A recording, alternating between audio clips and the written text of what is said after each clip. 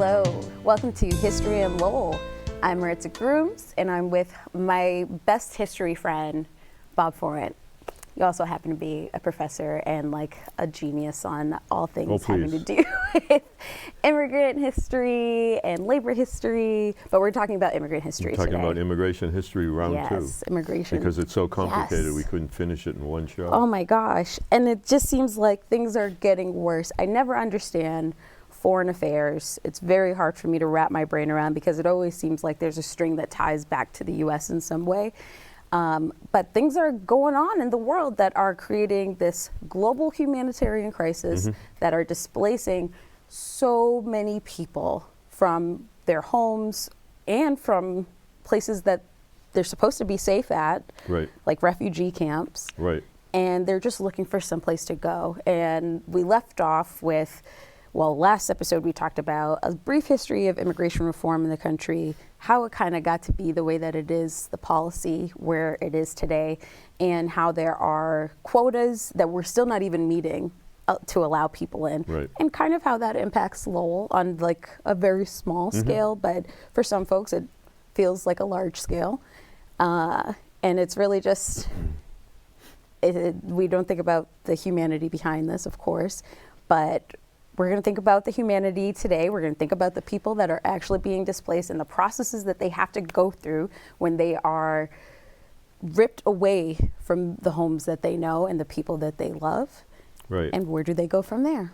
Yeah, and I think, I mean, it's important to frame it the way that you did, because many of us that are here came in terms of our own family history, either enslaved and or fleeing something, and I'm a descendant of people fleeing poverty in Canada and Ireland and Italy, and nobody, but what I think then people forget now when they are either openly anti-immigrant or quietly anti-immigrant, they forget their own story in a way and misunderstand and somehow think people are coming here just to mess with us, right? And that somehow we're the victim, right? And it's fascinating to sort of hear I was thinking about this the other night because I was watching, I forget what news I was watching, but they were interviewing somebody and he was really angry that people were coming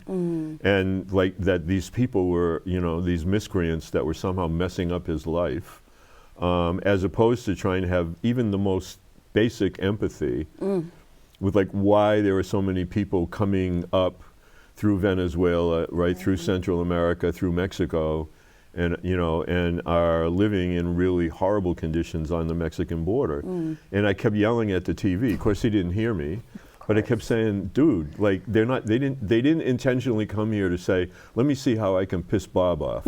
Right? I mean, that's not what they're doing. If people are risking life and limb and bringing their children on their back, you have to have some appreciation for what harm they're facing, what the circumstance is that propels them to want to do this. And we do a horrible job. I mean, all media, I feel like, does a really horrible job digging into the story. And I feel like that's a big failure on the US's part. Oh, for sure, because I feel like when it's your neighbor whose house burnt down, you can maybe understand that.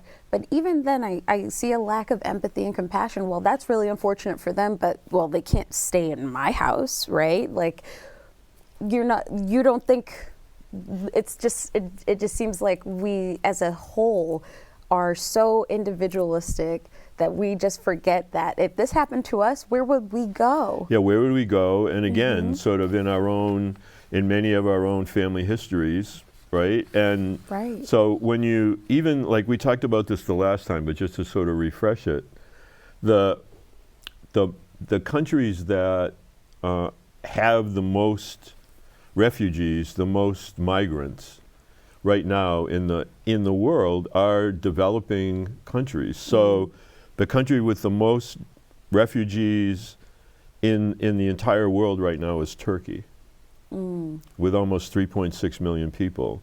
Second highest is Colombia. Wow. With about 2 million people. and the third is Pakistan with about 1.5 million people.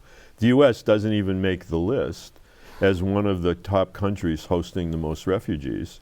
I mean, it works all the way down to Uganda.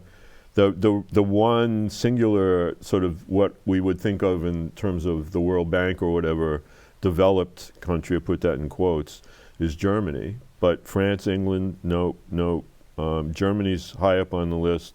Sudan, Iran, Lebanon, Bangladesh, and Ethiopia are the other top receiving countries. Where we know other terrible things are happening. Right, where then, places. right, I mean, that's the irony. These are places where there's also massive numbers of their own displaced people that might even be outside their border, while inside their border there's a refugee camp with people from, you know, from a northern African country. Right. It's just really, it's mind-numbing to try to figure it out. And then you can be, as there are people in Lowell that I've talked to, there's people that could be in a refugee camp for 10, a dozen years before they might be able to then get someplace else where they would feel like they were going to be able to be more permanent and establish a life. And that's not even guaranteed.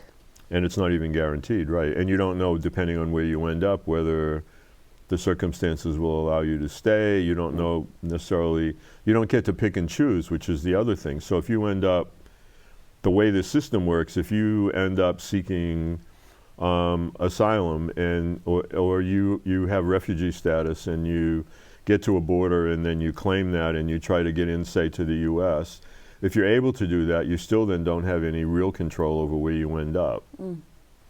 I mean, you could get into the country in an undocumented way and end up wherever you wanted to end up. But if you do it if you engage in the formal processes, you get put where you get put. After several months, you can move.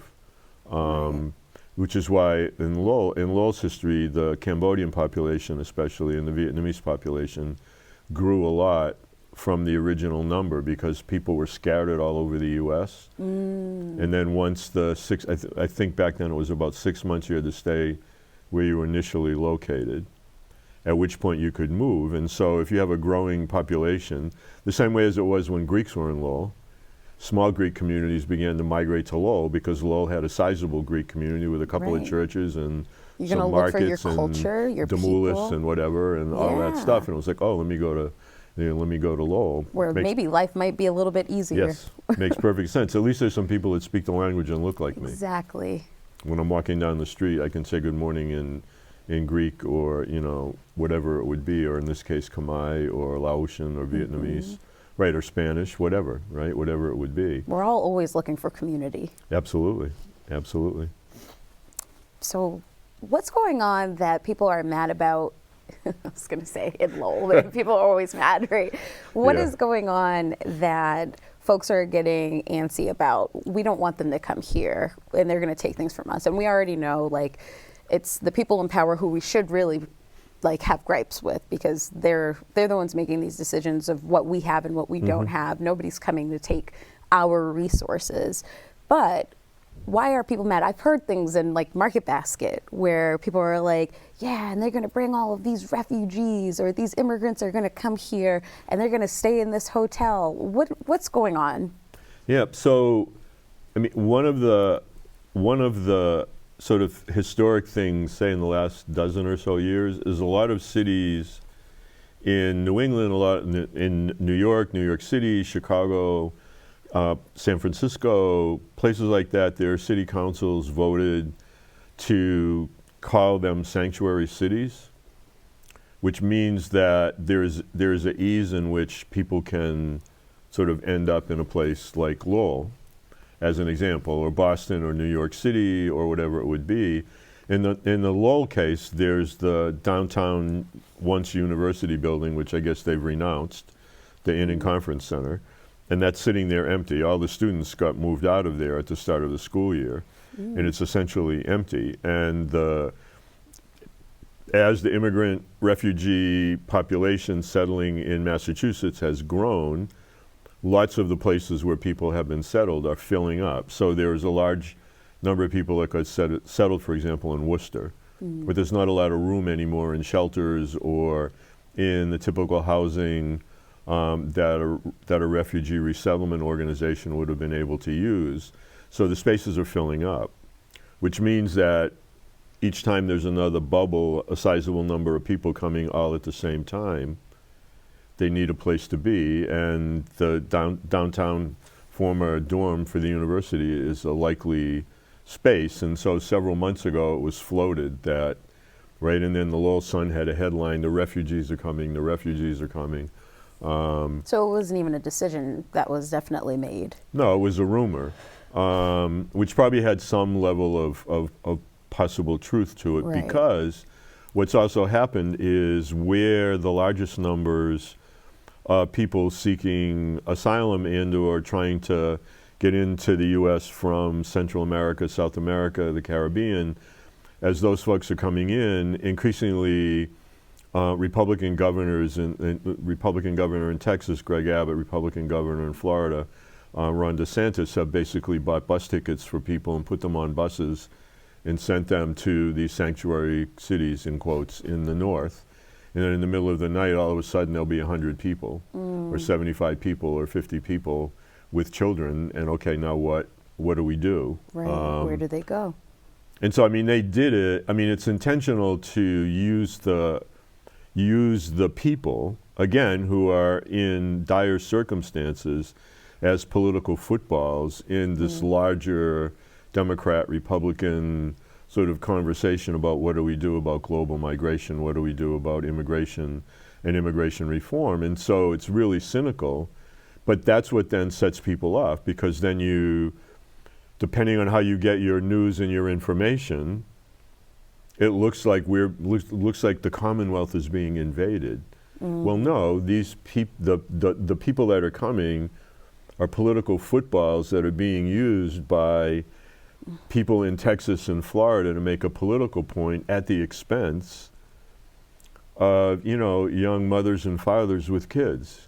And so, but again, if you don't think it through, and then you put beside it, which has always been the case, the ebbs and flows of how the U.S. feels about immigration have always been tied to how well we're doing economically. And when there's any stresses and pressures on jobs, on income, on domestic economic well-being, it's easy to blame somebody else. And conventionally in the U.S., it's been the last in. Of course. They're always the fall people for whatever else is happening. And so, my head always goes back to all the things that we've discussed on the show. It's such rich history, because if you know it, then you can just see it repeating itself. That's exactly what they did. And I guess this is how labor ties in, right?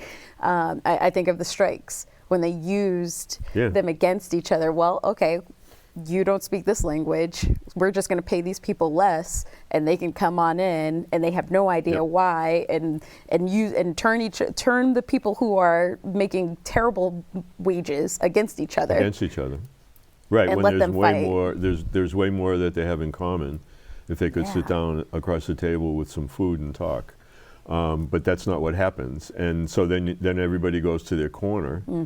And so, I mean, there these various moments in, when I teach immigration history at the university, like in the 1890s, there are these economic slumps, and on the West Coast, the blame falls on Chinese immigrant laborers, who are the most marginalized and put upon workers in the United States at the time, like on the West Coast, but somehow it's their fault that it looks like the country's falling apart, and they have to be driven out. And there's a whole campaign, the Chinese have to go. The Chinese must go. There are slogans. And this is going to be white middle class, white working class. Everybody gets ginned up to get angry and upset at the other, right? Then in the 1920s, we're kind of percolating along, but now people start talking about how, well, we've done our share. We can't take any more people. The country's full. This is the argument that gets made. The country's full, which is ironic, since obviously it never can be full. But the country's full, but we will take certain immigrants. We'll take the good immigrants. And so then, anybody from Turkey, anybody from southern Italy, southern Greece, anybody that's more, looks less shiny white, is considered the other. And, then they've got to go. If you're Northern Italian, you're likely to be more like, look like me, I guess, just but you're kind of like more white, right? And so you're okay. But that's the southern But if you're side. Southern Italy, you're in the lexicon of the day, you're swarthy. That's the word they use. Got Moorish features, maybe. Yep. And so, okay, well, we have to draw the line. And so we do the same thing now. And so now the complexity is such that sort of the differentiation now is if you have money, it doesn't matter where you're from in the world, if you have money and you want to come here and you have $1 million and you say from wherever you are in the world you want to come here and invest $1 million in the United States, you jump every line. You're in. And it doesn't even matter what you want to invest in. Nope, you're You in. could be the worst person in the world. Yep. And we will. Didn't we do that with Nazis? Yeah, we did. Well, lots of scientists. Yes, who helped us put people on the moon. That's a whole show for a whole other day. But so the loopholes now. I mean, the other one that's really that's really interesting sort of centers around skill, and so we have all these laws now that talk about if there are skill shortages in certain fields, then people with those skill sets in other places can jump the line too.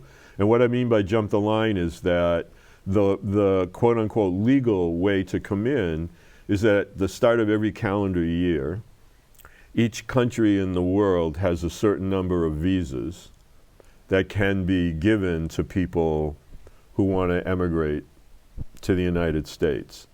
And so you have to line up at a consulate or an embassy and get that visa. Otherwise, if there's, let's say, 10,000 visas available, once those are gone, you're then just get put on a waiting list. And we touched on this a little bit last time, but the waiting list now can be up between 5 and 10 years for some places because the numbers of people that want to leave are so high, and the number of available visas is so low, which is then why people congregate in Mexico to try to figure out any way possible to get in. They can't, even if you yell at people, do it legally, they should be yelling back, I can't. I can't, right? But I also can't stay. We definitely have shortages of workers in certain fields, particularly in medical fields. We should be spending more money on developing more programs to educate nurses, to educate doctors, to do all these things, right? And as well, let people come in who have that skill set. But but what we've been doing is disinvesting in educating people inside the U.S. for these hard to reach occupations, and more or less robbing these trained people from countries that can't afford to let those skills go. So a major source of nurses in Massachusetts is the Philippines. Wow, I did not know that. And so people can jump the line and get work visas and green cards. Wow. And all the big hospitals in Boston have recruiting offices in Manila. And the Philippines provides one of the best nursing programs in English. That is incredible. And so, and the same way, like around here now, there's a burgeoning population from particular regions in India, which have done a really great job in doing tech training. And then a lot of those folks come to UMass Lowell and get a PhD in computer sciences of one sort or another, and then stay. And they've come the way they should come.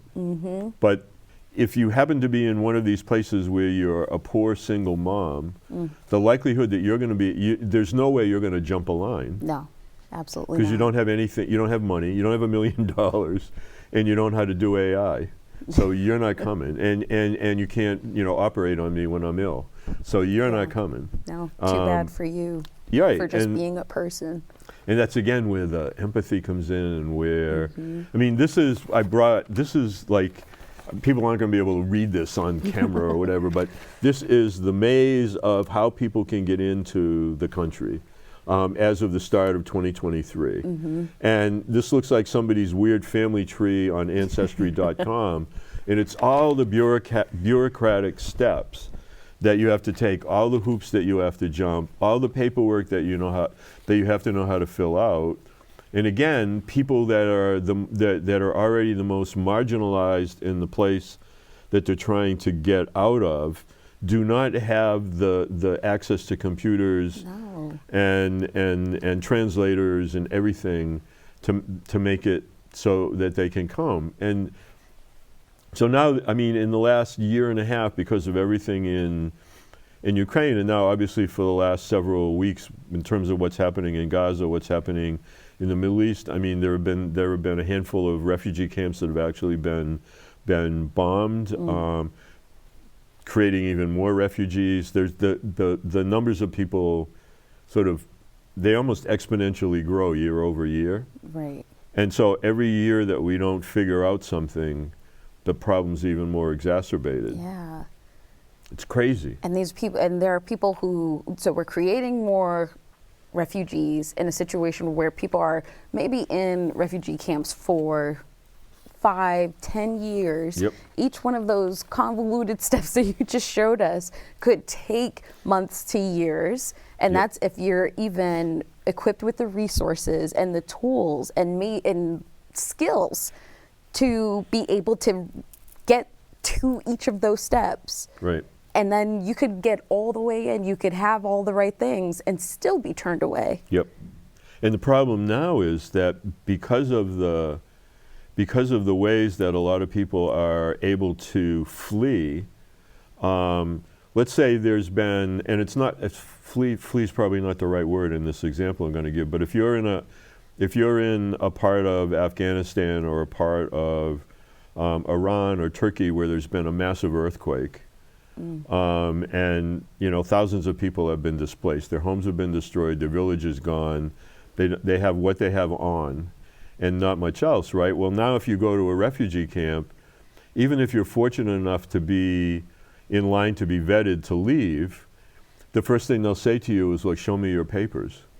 What yeah, papers? well, my papers are buried back there in the earthquake. Got destroyed in a flood. Fire, whatever it would be. Right. And so you don't have the resources. And so so in Lowell right now, in sort of this case of the Interconference Center or whatever, the federal government, the President of the United States, in consultation with Congress, at the beginning of each year can set a cap on how many refugees can come into the country in any given calendar year. And basically, and it gets set for regions of the world. Right now, that's been set by President Biden at about 125,000 people. That's the cap. Right. And then for Africa, 40,000 people total. East Africa, 15,000. Europe and Central Asia, 10,000. Latin America, 15,000. That includes the Caribbean. Near East and South Asia, 35,000. So that was the ceiling in 2022.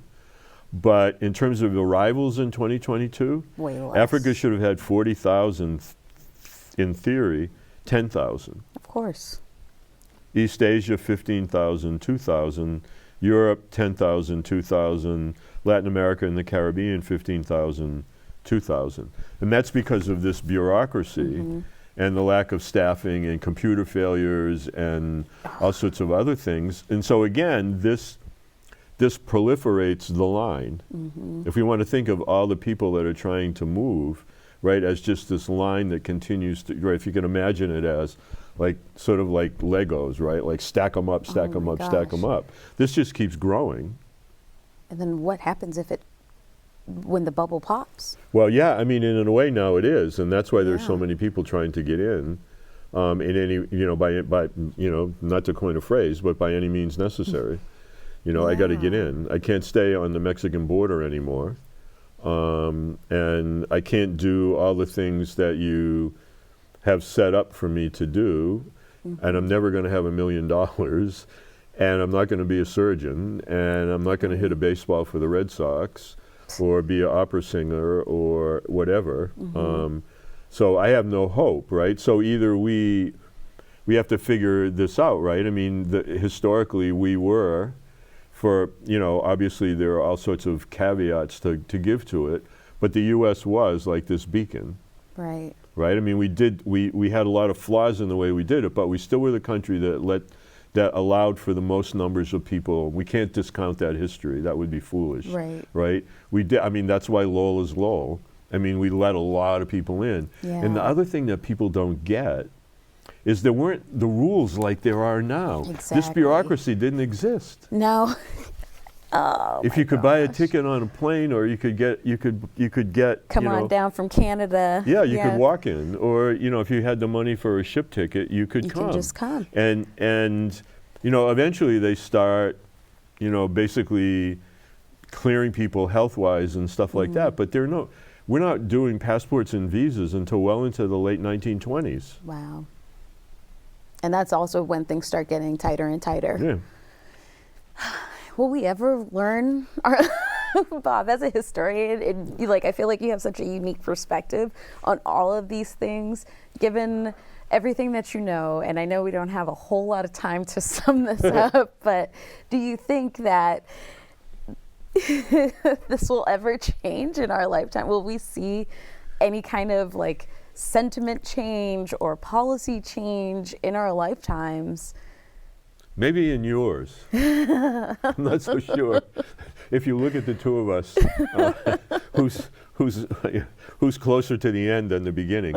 But I mean, I think it's possible. I mean, there were moments, right?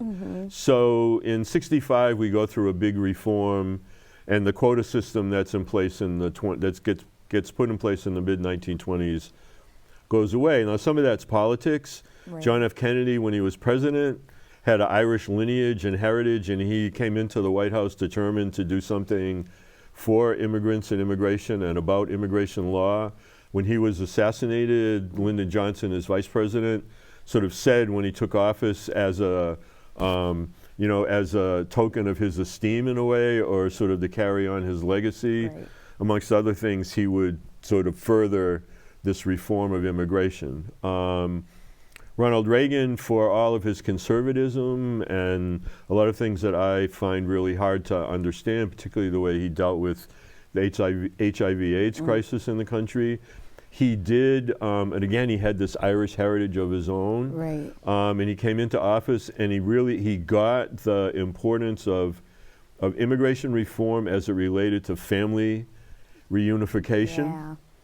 And so he had his angle, and he was able to persuade and build a coalition of enough Republicans with Democrats who were much more pro-immigration reform to essentially create a pathway to citizenship for what ended up being over 10 million people.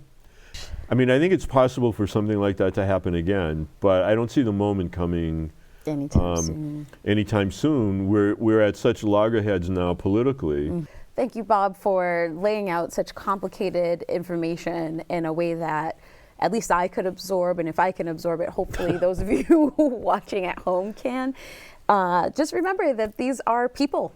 These are people that we're talking about who have lost everything, regardless of their race, background, religion, any other identity that you might tie to a person. They are people. And, you know, if we have the space, let's lend a helping hand, and let's just be kind and empathetic and compassionate, which it seems like we're all lacking right now. Let's work on that together. That's me imploring to the people. Thank you for tuning into History in Lowell. And, you know, just remember, we're all human.